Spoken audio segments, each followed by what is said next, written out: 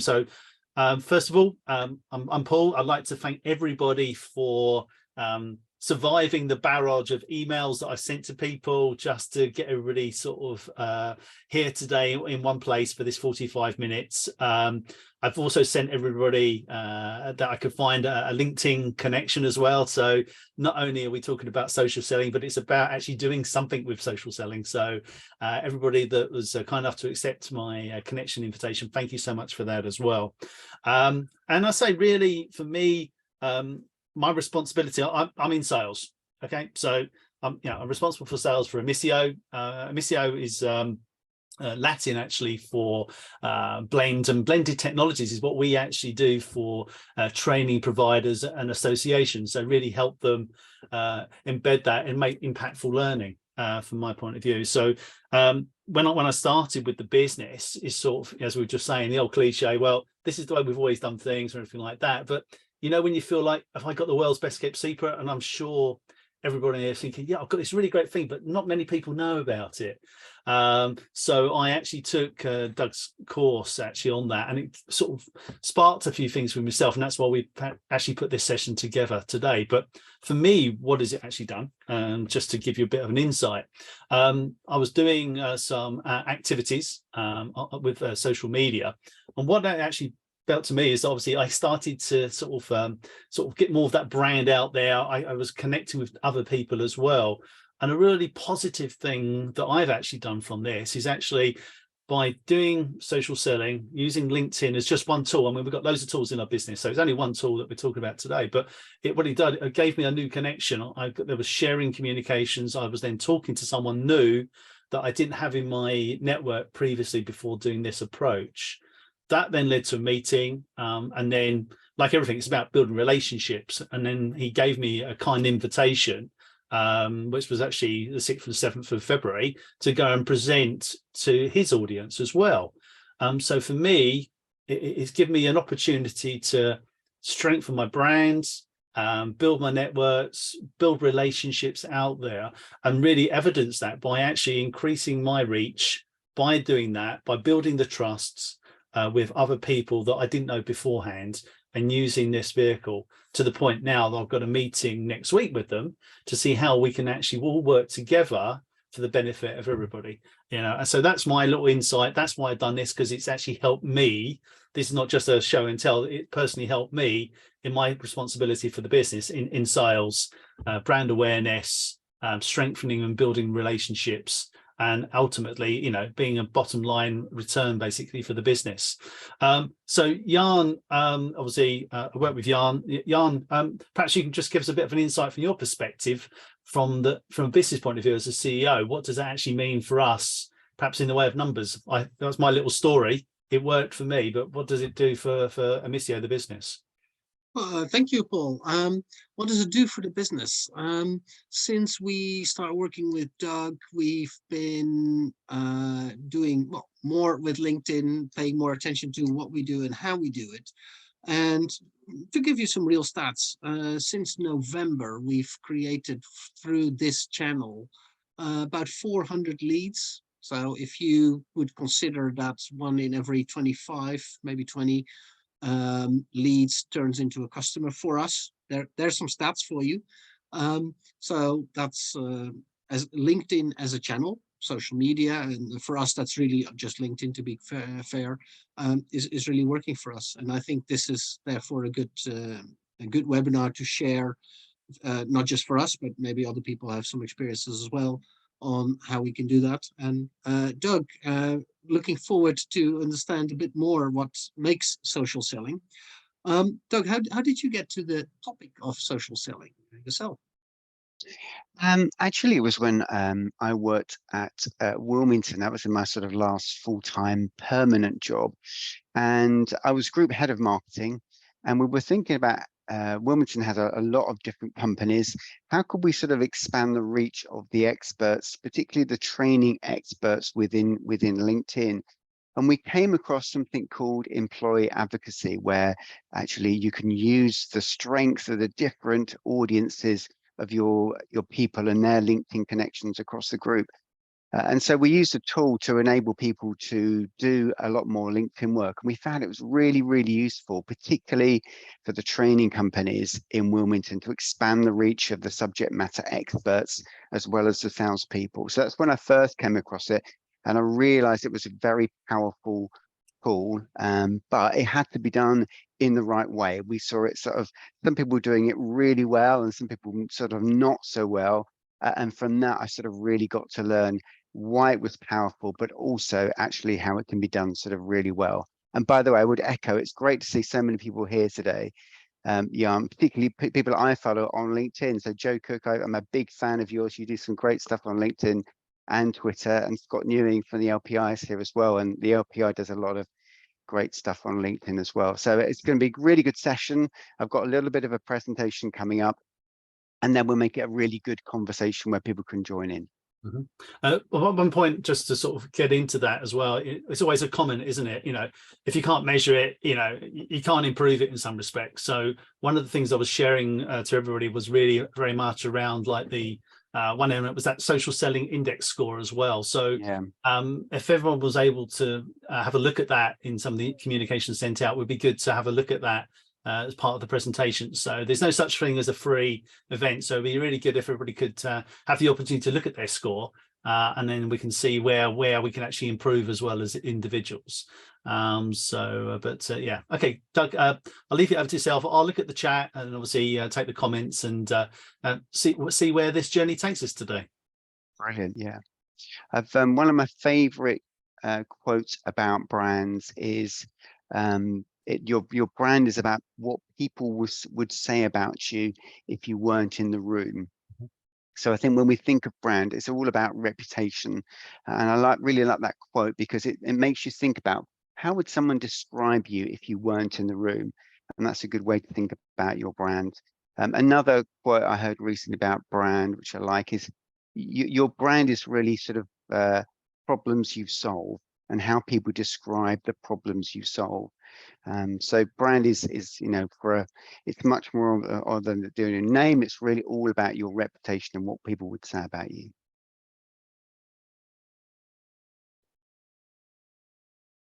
Right. Doug, you have some stats that you wanted to share. Yeah. Would you like to talk about Yeah.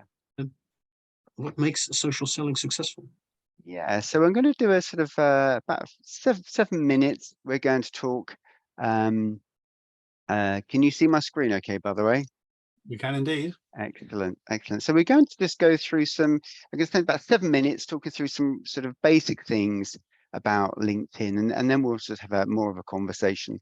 I really like this quote about social selling. Social selling is about leveraging your social network to find the right prospect, build trusted relationships, and ultimately achieve sales goals. So when we talk about social selling, I think there's a clue in the phrase. It's partly social, it's partly selling. So we need to think about the balance that we strike between how valuable we are, how helpful we are, as well as being commercial on LinkedIn. There's some stats we saw there that for most of you, your primary customer is L&D people. So in marketing, we often talk about making sure you're where your customers are. And I think these stats show that that's important, that you are where your customers are because they're on LinkedIn. So here's some stats there's about 3.5 million L&D professionals on LinkedIn. Obviously, that's worldwide. But I think the two important stats here is that L&D professionals, they are very active. So they're 182%, they do more shares of content than the average person on LinkedIn and actually follow more companies than the average person on LinkedIn. So generally L&D people, they're curious people, they want to learn themselves. So LinkedIn is a very good place where you can engage with them and find them. So just a few things to think about when you're doing social selling. So maybe write these 3 things down in terms of things you need to be doing when you're social selling. First of all, think about what your purpose is. What are your goals, your aims, your objectives, and perhaps turn those into smart objectives of actually why you're on LinkedIn. So we saw some examples previously why you were on LinkedIn to increase your brand. So think about that, and also think about how you can actually measure it. So if you're trying to increase the number of connections you've got, look at the percentage of people that actually accept your connections, and then you can sort of test and learn about how you actually can improve that. So think about what your purpose is and how you can measure your purpose. The second thing is it's really important to know how to use LinkedIn. So a couple of tips: make sure you know actually the visibility and privacy settings on LinkedIn. You can do that by clicking on your photo at the top of your LinkedIn homepage, and you can scroll down. There's a menu which shows your visibility and privacy settings. So for example, you can see who's going to see your photo, who's going to see your second name. And some people actually, they've got their photo blocked out or their second name blocked out. And also you can dictate actually if people can see that you viewed their profile or not. There's might be times when you actually want people to see that you viewed their profile, other times when you you don't. The third thing is to really think about your audience. Make sure you know your audience. What are they interested in? What are they going to engage with when you do a post? So if you do a post, always think about your audience, and also look at your profile. Is your profile really engaged? And will it resonate with your audience? A key mistake that some people make with their LinkedIn profile: it was designed for when they were looking for a job. So it kind of feels more like an online CV. Look at your headline. If you were a customer and they read your headline, would that actually make them sort of want to reach out to you? Does it describe what you can do for the customer? Also have a look at your summary. Does it really describe the benefits of having a conversation with you? So really think about, make sure you're sort of really thinking about the customer and being customer focused. So we're going to now look at some 8 things you sort of need to be when you're social selling. And I'll give you some examples. The first thing is to be really visible. Mark Ritten's a bit of a marketing guru. He runs what he calls a mini MBA. Here's him promoting his virtual open day. And I think just to be visible is a good thing on LinkedIn. For example, about 3 weeks ago, I put a comment on someone that was a client of mine, and 2 days later, someone reached out to me. I hadn't spoken to this person for literally 2 years. He'd seen the comment. He was looking for some marketing support. He's a training company, and he reached out to me. So just by being visible on LinkedIn, being helpful, you'll be surprised actually what happens in terms of some inbound leads you might be. So secondly, be alert, be aware of really what's going on in LinkedIn. There's some tools you can use to do that. So here's Jan's LinkedIn profile. This little thing here is a bell button. You can just click on that button, and I now will get a lead and notifications on my phone if Jan posts something. You can also set up Google Alerts to see what's going on in your industry, and then use those Google Alerts maybe to write posts or to share important insights with prospects or customers. Things around being consistent. Now, LinkedIn's not just about posting, it's about being all sorts of things. It's about making sure you're communicating, it's making sure you've set up your LinkedIn profile really well. But it is important to be consistent. So think about how frequent you're going to post. Now, a lot of experts will say you've got to post every day, but I realize for most of you, that's not going to be realistic. So think about what you can do that's going to be consistent. For example, could you post something once a week? Can you make sure you carve out some time to engage with other people's comments or posts and sharing insights on LinkedIn? So think about how you can be consistent. Think about how you can carve out some time in your week to be active on LinkedIn. Fourth is really to be helpful. Are you sharing some really helpful advice or experiences that are going to be really useful to your audience? This was an example where I did a post about a great book, How People Learn by Nick Shackleton-Jones. I tagged him in my post. Just do @ and then start typing the name, and you can tag people. They get a notification that they've been tagged in a particular post. And I was writing about some great things I found in this book, and that got some sort of really good engagement. So be helpful. Make sure you're really helping your audience. Number 5 is to be authentic. You know, LinkedIn's not all about being formal. It's actually about making sure your personality really kind of shines. This was Edmund Monk at the LPI is actually brilliant on LinkedIn, does some great stuff. Worth following him to see how you can be really good on LinkedIn. And he was thanking one of his colleagues here. And so it's important, make sure your personality really comes through. Remember, people buy from people, people engage with personal posts from real people much more than they do from posts from company pages. So make sure you're kind of really letting your personality come through. Number 6 is be creative. If you're ever looking at LinkedIn and you're sort of scrolling through LinkedIn, there are so many posts out there. So there's an expression, how can you stop the scroll? So if someone's flicking through LinkedIn, actually, how do they stop at your particular post? And be creative. So Jan did a little post about this webinar, and he put some video things which made it look like it was a party popper going all over the post. And that's going to maybe stop you when you're scrolling through LinkedIn and having a look at it. And being creative might just be putting a really good headline that really grabs the attention, that makes people think. So be creative. I did something last year where I did a one-to-one using a facility called StreamYard, which is linked to LinkedIn.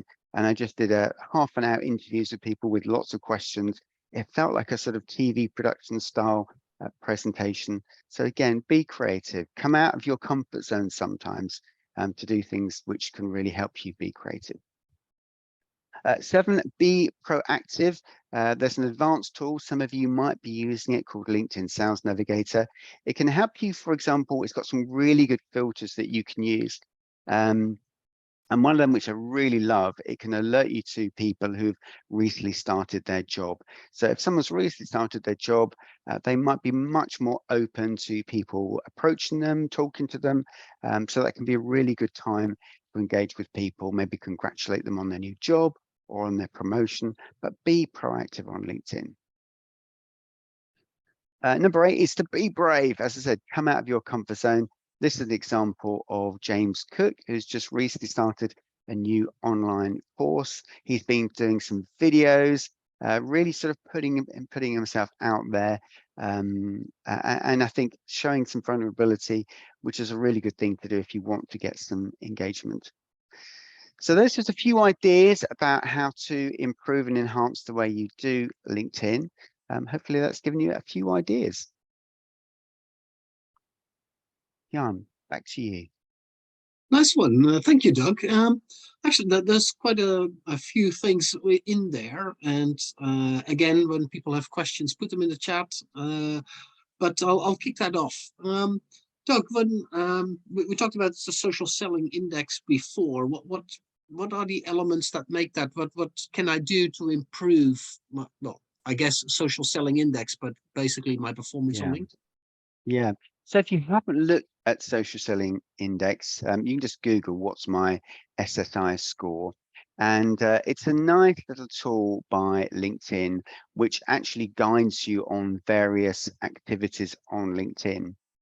And the great thing is, actually, if you just want some advice, you want some tips about how to improve your score, LinkedIn's got some great ideas and suggestions for things you can improve. So that the social selling index score is made up of 4 things. So partly it's about how well you've populated your profile, for example. Is it fully comprehensive? Part of it is actually how you're using the search functionality within LinkedIn. So there's different elements. So I would encourage everyone to look at their social selling index, and Google will give you tips. So it will say, you know, you haven't done many searches, so do some more searches and you'll get your score up. It's a nice tool to use. You know, it's not infallible. It's designed by LinkedIn to help you, to encourage you to use some more of its services. But it is a good tool to use because it's got some really good tips. All right, thank you for that. Is there the other thing we always hear as a question, and actually I still struggle with that, to be quite honest, is the frequency of posting. How many times should you post to keep that up? Yeah. It'll be interesting what people think, actually. it's a difficult question to answer because, you know, if ideally we'd be posting once a day to get maximum engagement, but I do appreciate that's unrealistic for most people. That's why I think what you should do is carve out some time to make sure you are being proactive in using LinkedIn. So for me, I like to be posting at least once a week. That gets usually pretty good engagement. But I think it's not just about posting, it's about just engaging with people. It's about commenting, it's about finding new prospects. So it's a really rounded thing. It's not just about getting your post to be viral. But I think, you know, I like doing things once a week. That feels to me like a realistic thing that I can do. Doug, can I perhaps just bring Joe back into the discussion? Actually, in the chat, Joe, you posed probably a statement as well as perhaps a question. Do you want to just unmute yourself and just explain that a little bit differently? Because I know Jan's got a viewpoint on this as well. Would you like to contribute? Of course, thank you. So there was partly a question about, does the type of post, whether it's a LinkedIn article or just a post of, hey, here's my update, blah, blah, blah, kind of make a difference. But also, I guess it's a bit of a comment as well to echo what you were saying, that by getting involved in other people's posts, other people are going to see your point and might be thinking, hey, great point, or, oh, I didn't know you did that, or whatever it might be. So you might get new connections that way, or people following you, or you can reference your own blog, or whatever it might be. So it's part statement, part question. Yeah. Personally, I like to mix things up, and sometimes doing an article, but posts do generally get much more engagement than articles. Again, I like to mix things up as well by, you know, if you've put something on your website, can you rewrite that to create a LinkedIn article, so you can sort of recycle some of your content. My general strategy is to do more stuff on LinkedIn than my website as well. But articles on LinkedIn I think they do give you a certain amount of credibility. It's more long form, so you can go more into detail on a particular subject. So I think you can do both, but if you're looking for sort of maximum engagement, posts are usually better, but articles definitely have their place and enable you to go into a little bit more detail. And I would generally think about doing articles rather than things on your website. I think people, you know, it's a tricky one. Do you want to get people to your website? Absolutely. But are they going to actually see what you're doing on your website more on your website than on your LinkedIn profile? I think on your LinkedIn profile. Personally, I like to mix things up and I help clients do that. So all of these things are good, but if you want maximum engagement, posts are generally good for that. Okay, and just on that point, when we've just been talking about posting and everything like that, Ivan, did you want to come real, shall we say, and go on the mic and just sort of perhaps explain a little bit more of your post as well that you put in the chat, please? Yeah, no, I was just curious when you were saying there that actually ideally, Doug, you said we should be posting once per day, but you know, given the constraints, that may not be possible. And it just occurred to me, are there any data which would indicate when learning and development buyers are more likely to visit LinkedIn in terms of beginning of the week, end of the week, middle of the week? Do you know what I mean? Maybe there aren't, but I'm just wondering, are there any data out there which would? Yeah, there's generally, I look at data and I look at my experience, and I find if I do things on a Tuesday, Wednesday, and Thursday morning, it feels like to me that gets more engagement. But generally, people are on LinkedIn now 24 hours a day. Obviously, if you've got international clients, you need to be thinking about that as well. So I think it's of somewhat importance, but I wouldn't place too great an emphasis on when you post. I find me and my clients, we get slightly more engagement if we do it in the mornings, but you know, you can do it at lunchtimes, you can do it in the evenings. Obviously, if you're looking for engagement, probably not doing it on a Friday at 7 o'clock is going to get so much engagement. So mix it up and see what you get. But my general feeling is to do it in the morning. And if you do it on a Tuesday and Wednesday, you're more likely to get engagement throughout the week. Often if I post on a Friday morning, I find engagement goes down and then it's lost. Another question that's come through as well. Thank you very much, Ivan, for that as well. We're just talking about the mix, because we're talking about ourselves, the brand, the individual is the brand. There was obviously conversation really about the company profile and obviously the priorities over the personal profile. Lucy, would you like to bring your question to life, please? Hi there. Hi, Lucy. Hi, Lucy. Hi.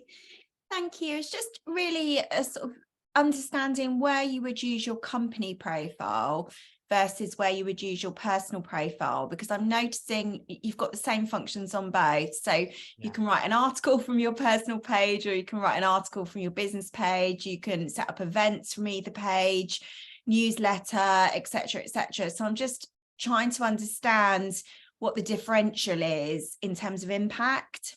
Yeah. So as a general rule, you'll get much more impact from your personal LinkedIn activity than you will from a corporate page.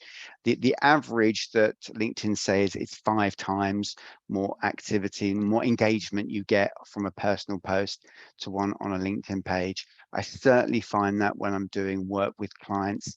I think, where should you use a LinkedIn corporate page? Say you've got a really inexperienced team and they're just not confident about posting things. What you can do is put some posts on LinkedIn, your LinkedIn corporate page that they can engage with. They can like, they can comment. So it gives them something to engage with. So I think that can be a good use when you've got just a team that aren't yet confident on using LinkedIn. But again, I would also just mix it up. You do want people following your corporate page. So, you can put posts on there as well. But as a general rule, you'll get much better engagement from a personal post. Doug, sorry to sort of just be the signposter here, but Carlos, you posted as well, talking about hiring someone and talk about their qualities, their competencies, about being confident in that role. Could you perhaps expand on that question as well for everybody on the call? Yeah, thank you, Paul. Thank you. Yeah, I mean, I'll be frank. I hate social selling. I hate the whole theme, and I'd rather not do it. It bores the hell out of me. I don't fully understand it, and I don't really want to spend my time doing it. So I'm moving into a place where obviously I understand we need to do it. So what I want to do is I want to make sure that I find somebody that can do that, for me, on behalf of what the mission that we're on. And for me, we talk a lot about, what we need to do in social selling, but for me, I'm learning increasingly it's really about articulating the why you're doing what you're doing in business anyway. So it's like, how do you create a post that you're proud of having created? Because if everything we're creating is just to sell our services, then it's very commercially driven, and obviously that's not what we're saying. So how do you hand over the baton to someone who will represent your purpose for you in the context of social selling? That's kind of the conundrum that I'm sort of musing over at the moment. It's a great question.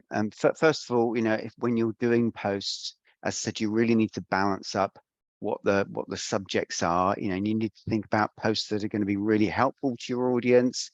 They're going to show something about you. People do like engaging with people, even if it's a selfie at an event with a couple of other people. That does get engagement. But in terms of, to what extent should you sort of give that to somebody else? Well, I would say also it depends on, what your company is and how many people work in your company. Certainly, if you've got salespeople, they should have their own personal brand. They should be doing their own social selling. So it's not like necessarily linked to one particular person. It can be different people within the organization. If you've got a training person that likes doing social selling, get them to share some of the tips that they will have in their training course. Mark Ritson's really good about that. If you want someone to do LinkedIn posts kind of on your behalf, you need to be quite careful about that, because you need to make sure that it doesn't become too wooden, that your personality is really sort of coming through. So marketing people can definitely help you with that. They can, help you train you to do your own LinkedIn posts, and but they can also obviously do it on your behalf. But you want to be just careful. Make sure they're still getting your personality and writing like you would write. And if you do get some time yourself to do it, I would definitely encourage you to do it. I would also just say that social selling isn't the be all and end all of selling. You know, it's just one tool in your toolkit. You know, Paul, we were talking earlier about cold calling. That still has a place. Just picking up the phone and speaking to people still has a place. But it's also, they do also help each other. You know, being at events is really important. So how can you combine social selling with being at an event? Well, it might be sending some emails to people ahead of that event to try and get appointments. It might be doing some posts at the event to get some engagement with people who are also at the event. But Carlos, back to your question, you know, you just need to be, I would think you need to be careful. You need to have a really good, trustworthy relationship and make sure still that your personality is coming through and it doesn't become too wooden. Yeah, because I mean, to the point you're making, Carlos, I mean, for me, it is about what comes through the post is the personality and the passion of why you're actually putting that out there. Yeah. If it's like an automated marketing element to it, why would I engage? Do you mean you've got to put, for me, when I had LinkedIn, right? I will have LinkedIn, but I wasn't really optimizing it. And what I really wasn't putting through was putting myself, my energy through it. And if I just have it as a process that I'm going to discard to someone, then I think you're also devaluing the opportunity that may more portray for your business. Yeah. And if it's a good point, Paul, and if you do a post and you start getting people commenting on that, you want to be able to react to that yourself. Yeah. You can't really outsource that. And if people are commenting on a post, you know, making sure you engage with that, at least like it, maybe as a response. You know, a lot of LinkedIn posts is about getting a conversation going, asking a question at the end of the LinkedIn post. And it's difficult to outsource that, I would say. I would also say you don't have to do social selling. You know, there are lots of other things that you can do. I think it's not something you should feel is mandatory. Yeah, thank you, Doug. Thank you, Paul. I just want to add one last comment.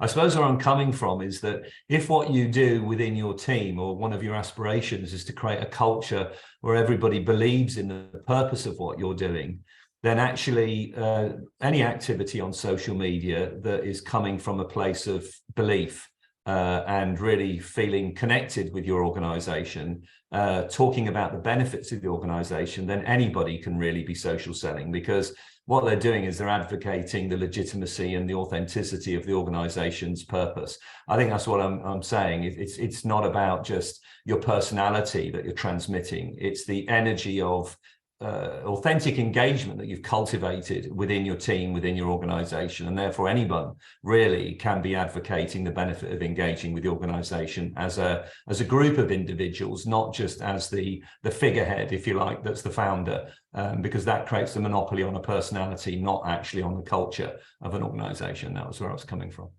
Yeah, that's a really good point. And all of your people in your organization, well, most of them will have their own LinkedIn audiences. So you want to make sure you can leverage all of those. Trainers can be very good on LinkedIn, you know, by sharing some tips on a particular course that they're doing. So yeah, it shouldn't be confined to one person. You use your audience of all of your people. Definitely. Great point. Yeah, thank you. Very good. Thank you for that. And thank you. Not just Carlos, but also the other Ivan, Joe, that came in to ask some great questions here. We're not done yet with questions. However, I wanted to ask you, Doug, about your sharing the information here. I understand that you also created or you're delivering a course around this, which, by the way, I followed, because that's why we started this webinar, because we had really great results from it. That's a blended learning course. Now, Paul explained to everybody earlier that Inmissio stands for blended. So we love that on its own already. But Doug, that blended learning course, when do you run it again? Yeah, so if people are interested in learning more, as I said, we are doing a course in May. It's actually the second cohort, and Paul and Jan, I know that you found the first cohort really useful. So it's happening in May. We're covering a lot of what we're talking about today. There's going to be 3 virtual instructor-led training courses, which are live, which I'll be facilitating. There's also, for everyone that signs up, there's going to be a 1-hour individual workshop where we look at your LinkedIn profile and basically discuss your objectives for the course. And as you say, it's a fully blended course. So there's some excellent online e-learning resources on the A New Spring platform. So it's very much blended with some live learning and also some e-learning as well, with some individual coaching.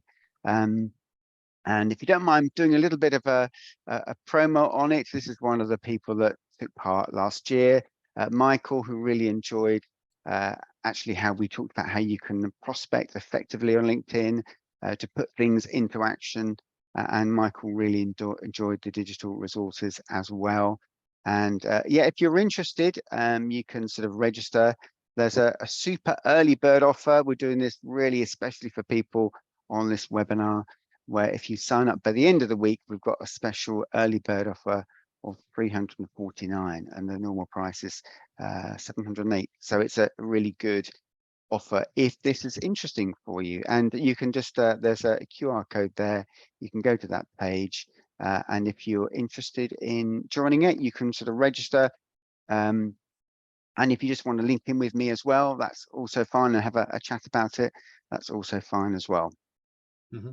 And I think also, Doug, just to reiterate some of the information, I will be doing like some summary notes for this session today. So I appreciate you got the QR code on there as well, so people may be scrambling for their phones, but I will be sending out this information to everybody that's registered for this session, and probably some other hints and tips that obviously we discussed, because, you know, for me as well, obviously I benefit obviously from your course, but equally, my role as well is obviously building a growing and thriving community, which everyone that's on this session today is obviously, I hopefully feel part of that, and part of their own journey as well. So yeah, and these events that we run, I appreciate we've run 2 this month. Yeah, I know we've been very busy. One was obviously around diagnostics in you know, from a training perspective. We've got the social selling. So we want to harvest this. We want to basically build and share relevant information obviously throughout the year, and we've got our next session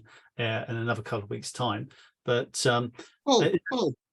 we haven't done the last polls yet. We need to I'm so curious what the social selling index is from our audience, so I'm going to launch this poll and see what people are doing.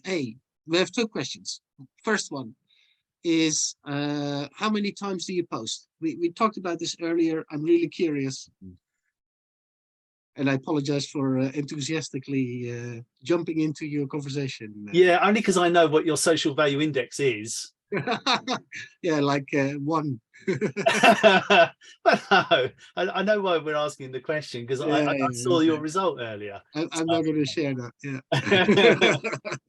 But no, I mean, I think that's quite interesting, because we talked about the frequency, so that's interesting. But don't forget also, from when you do the frequency, don't feel that you're overburdening people, because obviously it does take a lot for people to get through obviously the sort of the algorithms on LinkedIn as well. So but that's good. I mean, from my point of view as well, I really want to look at that index score. Okay, but I'm just sharing the social selling index, but sorry, not social selling index, the frequency of posts, so people can have a look. Doug, any surprises in here? Not surprises, no. I would say if you are posting infrequently, I would say give yourself a test, or give yourself a challenge. Maybe write down some things which you would love to write about, which are going to help your audience. Maybe sort of, you know, for 8 weeks, and do 8 posts. So plan it before, what you're going to say, some things you'd like to share, some opinions you have which you think your audience will be interested in. And I would say give it a go and see what happens. It's no good doing it once or twice. If you do it for 8 weeks, you're going to start to build up some interaction. You know, tag people in it. That's when you type @ and then start typing the name of someone you're connected with, to get them to maybe join in that post. Put an interesting photo on there. think about how you can stop the scroll, a really good strong headline, yeah, and see how you get to. I think that's a good challenge to do. All right. Now to the curiosity of the day, I'll call it social selling index. Maybe people had a chance to have a look where they are. So I'm just going to wait for a few people to give them a chance to answer that. So you didn't make it into the top band then, Jan? No, and I'm not in the top band. So that's why I said I'm not sure. But I'm also not in the bottom band. If there is a bottom band, it's. I did explain that we get quite a lot of leads through the channel of LinkedIn, as I will call it. And sharing one thing, I was a board member in a other organization once where we used Facebook to reach our audience. So, and what we did every week was we had an emotional post, we had an informative post, and we had a commercial post. That's how we broke it down. And in that order, we always shared our messaging, and it really worked. Emotional post got off lots of likes on Facebook. The informative ones got off lots of engagement, and the commercial one, yeah, well, did what it says on the tin, right? I'm going to end this poll and share the results so we can see where people are. It's a nice bell curve, I would say. And I would say on that, have a look. You know, you'll see on LinkedIn, it does give you some tips on how to improve your score. So there's some good ideas there that LinkedIn will provide. All right, thank you. Well done, Scott. In the top 20%, excellent. With regards to this webinar, we are at the end of it. And Paul, do you have any final statements? No final statements, but just to thank everybody for their time again today, because I know it's the biggest thing we always have is haven't got enough time, but hopefully everyone that's been on the session today can at least take one thing away with them today, either the fact of that there is a course to help you be more effective, be more efficient with using LinkedIn, or the fact is that you're just taking one great thing away from the session that you can apply in your own business. So if we've achieved that, then great. Everybody give themselves a round of applause, and look out for our next round of emails and next events that will be coming out. And obviously I will be putting some summary notes together to share to everybody on this session today, including the offer from Doug. So Doug, do appreciate your generosity with the offer there, both for individuals and, you know, if there's more than one in the business as well, because we're seeing it with people that are in that marketing sort of sales mode as well. And, you know, it's about, you know, getting effective teams, and this could be a great opportunity for them. So thanks for making that offer available to everyone that's registered, and I can see people nodding on the session today. So thank you very much for that.